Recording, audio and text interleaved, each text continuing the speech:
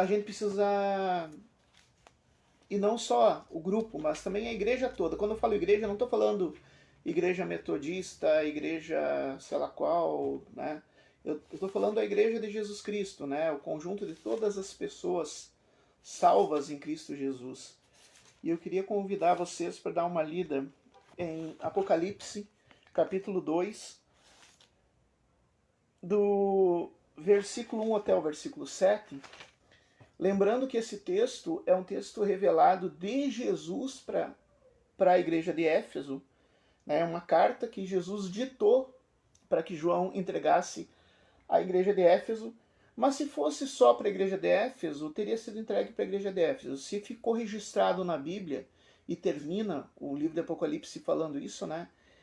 Se foi registrado na Bíblia, se tá, né? Então não foi só para a igreja de Éfeso, é para todos nós também. E eu creio que isso tem muito a ver conosco. Olha só o que está em Apocalipse capítulo 2, versículo 1 ao 7, diz assim: Escreve ao anjo da igreja que está em Éfeso, isso diz aquele que tem em sua destra as 7 estrelas, que anda no meio dos 7 castiçais de ouro. Eu conheço as tuas obras, o teu trabalho e a tua perseverança, e que não podes suportar os maus, que puseste à prova os que dizem ser apóstolo e não são, e tu os achaste mentirosos, e sofreste, tens paciência, trabalhaste pelo meu nome e não te cansaste. Tenho, porém, contra ti que deixaste o teu primeiro amor. Lembra-te, pois, de onde caíste, arrependa-te e pratica as primeiras obras, pois senão brevemente te virei e tirarei do seu lugar o teu castiçal, e se não te arrependeres. Tens, porém, isso, que odeia as obras dos nicolaítas, as quais eu também aborreço. Quem tem ouvidos, ouça o que o Espírito diz às igrejas. Ao que vencer, dar-lhe-ei a comer da árvore da vida, que está no meio do paraíso de Deus.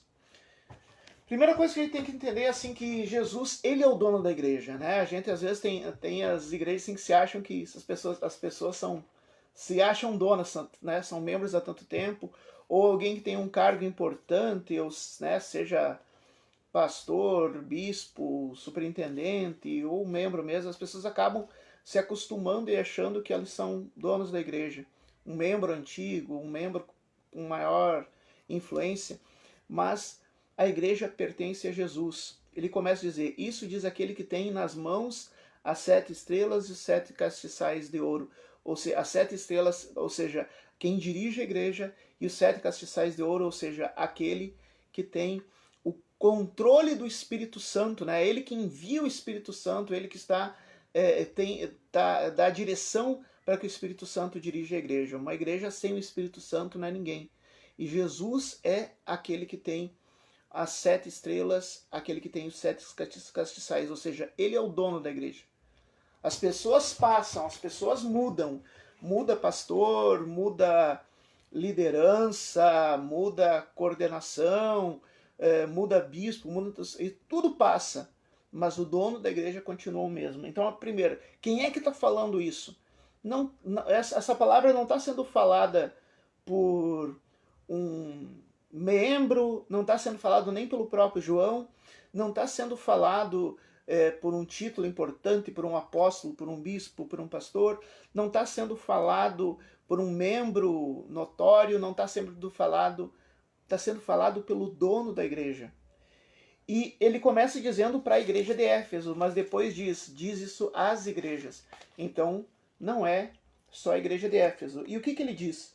A primeira coisa que ele fala é uma palavra de consolo para mim e para ti. Porque eu conheço esse grupo, né? São pessoas que não são crentes há menos de 5 anos, né? São pessoas que já fazem parte do corpo de Cristo, já fizeram seu trabalho. E a primeira coisa que Jesus fala para nós, né, para a igreja dele, que ele é o dono, né? Não é bispo, não é pastor, não é coreano, não é cogian, não é clã, não é fulano, beltrano. Deus, né, Jesus é o dono da igreja, ele começa dizendo, eu sei o que vocês têm feito. Porque muitas vezes, depois de tanto tempo passando e por tanta dificuldade, eu não sei se todos são assim, ou se só eu sou assim, mas depois de a gente ter tomado tanta, sabe, injustiça, perseguição, a gente querer fazer as coisas, as pessoas puxarem para trás, competição tola, sabe, tudo isso cansa, cansa. E se eu parar para pensar assim, tem momentos, eu não sei se sou só eu, mas tem momentos assim, será que eu estou fazendo certo? Será que eu não estou perdendo o meu tempo, né? Dedicando esse tempo à igreja, dedicando tempo a pregar o evangelho, dedicando tempo a cuidar das coisas de Deus. Será que eu não estou perdendo tempo porque parece que não dá resultado? Isso a gente pensa. Isso talvez alguém de nós aqui pensa. E Jesus está dizendo, eu conheço o teu trabalho. Eu sei que tu tem se esforçado o tempo todo. Eu sei que tu se apaixonou pela obra e tem feito a obra. Eu sei que tu tem se dedicado. Eu sei que tu tem servido com todo afinco. Mas eu sei que tu sabe a diferença em quem é obreiro de verdade e quem não é. E que tu não aceitou que pessoas do mal tentassem interferir na igreja. Né? Ele diz assim, resististe aos maus. Eu sei que tu resistiu aos maus. Mas tem uma coisa que eu tenho contra ti. Eu preciso puxar a tua orelha. Tu perdeu o teu primeiro amor. E eu quero colocar como exemplo esse grupo, porque várias vezes vocês me falaram, né? Eu conheço esse grupo assim, e é um grupo que para mim é um fenômeno, né? Um grupo se reunir de segunda a sexta, todas as noites, de segunda a sexta, há 3 anos, né? 2 anos e 10 meses, 3 anos, para orar pelas pessoas, é um exemplo de perseverança. No entanto, você sempre fala, são cerca de 30 pessoas, quase 40 pessoas, e até agora, assim, claro, louvo a Deus porque tem chegado gente nova, tipo a irmã Maria Rosane que chegou, né? E também tinha outras pessoas que chegaram, coisa assim. Mas do grupo original, né, que me acolheu quando eu participei do grupo, comecei a participar do grupo há uns meses atrás, geralmente é os mesmos, né? São as mesmas pessoas. Eu não conhecia ainda as 30 pessoas que vocês falaram. E isso me faz pensar que talvez lá no início, quando estava na pandemia, ninguém sabia, a gente ficava sabendo que os parentes, os amigos, se não for um parente, se não for um amigo, é um parente de um amigo ou um amigo de um parente que estava morrendo, que estava na UTI, e daí vocês, né, naquele fervor, vocês se levantaram e disseram, não, nós não podemos ficar parados, nós temos que fazer alguma coisa, nós vamos levantar, pelo menos não podemos sair de casa, não podemos nos reunir, mas podemos fazer uma oração, e começaram a clamar, e no primeiro, talvez, tivesse 15, 20, 30 pessoas, talvez mais, né? Pessoas que estavam fazendo isso, né, de buscar a presença de Deus e clamar, e começou a vir bênção, e começou a vir cura, e começou a vir testemunho de cura. E infelizmente, agora saindo um pouco o pastor e entrando o psicólogo, infelizmente nossas cabeças tem uma coisa que se chama psicoadaptação. A gente acaba se acostumando, a gente foi se acostumando com a bênção de Deus. A gente foi se acostumando que a gente orava e as pessoas iam saindo do hospital. E se elas saíram do hospital, agora não precisam mais da minha oração, porque já saíram do hospital. E daí talvez, essa semana não vou, essa semana não precisa. E eu não estou falando isso só do grupo, estou pegando o grupo porque o grupo está aqui comigo. Né? Mas assim, dos 30 que vocês falam, eu não conheço. Eu conheço mais ou menos umas 15 pessoas, ou 12 por aí. Né? E graças a Deus as pessoas que Deus tem trazido. Mas eu quero dizer, isso está acontecendo com a igreja. Isso está acontecendo comigo, contigo, está acontecendo com a igreja toda. E quando eu falo igreja, todos os crentes. Né? Antes, se tu olhar para o passado, começou um avivamento, tinha culto, começou um avivamento, tinha culto de oração todos os dias, né? Tinha 2, 3 cultos, daí tinha mais discipulado, mais culto nas casas, isso e tudo. Onde é que estão essas coisas? Onde é que estão essas atividades? Evangelismo, era feito evangelismo toda semana, era feito ação social, e ação social não era uma ou duas pessoas, era todo mundo, era a igreja toda participando, era a igreja toda fazendo a ação social, a igreja toda fazendo o evangelismo, a igreja se reunindo para orar, a igreja se reunindo para cultuar, a igreja se reunindo para estudar a palavra, e cada vez vai murchando, vai murchando, vai murchando. E agora Jesus diz, eu lembro do que vocês fizeram, Eu lembro que vocês, de fato, tinham... Ah, pois acho que é a internet, irmã. É a internet. Não tem muito o que fazer. Né? Então, assim, que está cortando. Mas só para encerrar a ideia, para a gente poder orar. Jesus está dizendo, ele sabe, primeira coisa, o que a gente fazia estava certo. Jesus se agradava daquilo que a gente estava fazendo. Mas ele percebeu que a gente está desanimando, que a gente está saindo fora da visão inicial.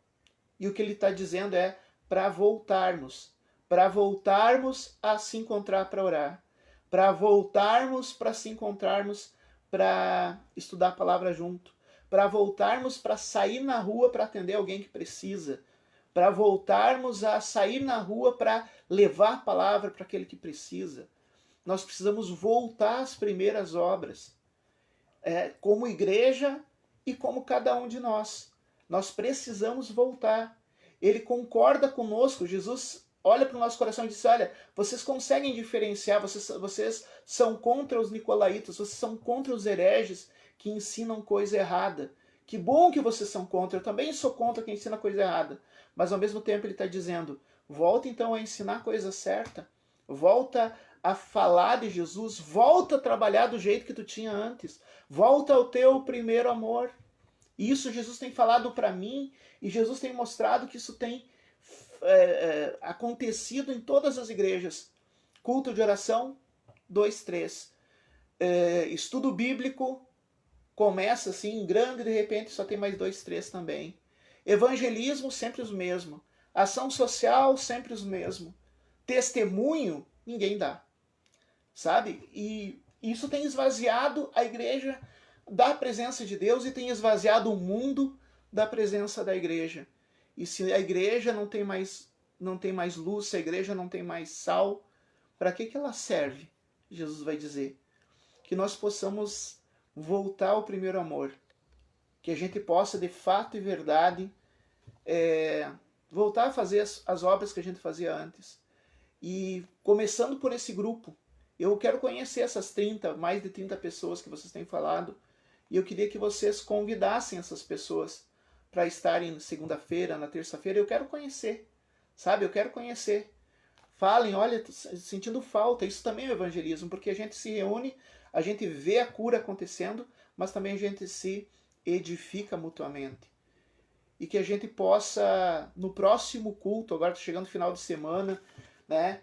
Tem os cultos nas igrejas, que a gente possa ir para a igreja com um novo ânimo, com o ânimo que a gente tinha há um tempo atrás, com aquele vontade de cultuar, vontade de louvar a Deus, vontade de servir ao Senhor, se der a oportunidade, dar testemunho e voltar para as primeiras obras.